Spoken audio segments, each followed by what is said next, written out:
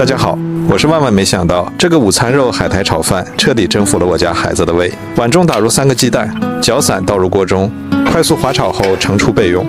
午餐肉就选这种单片装的，不会浪费，还是减盐配方，营养又好吃。切丁后倒入油锅，煎至金黄，盛出备用。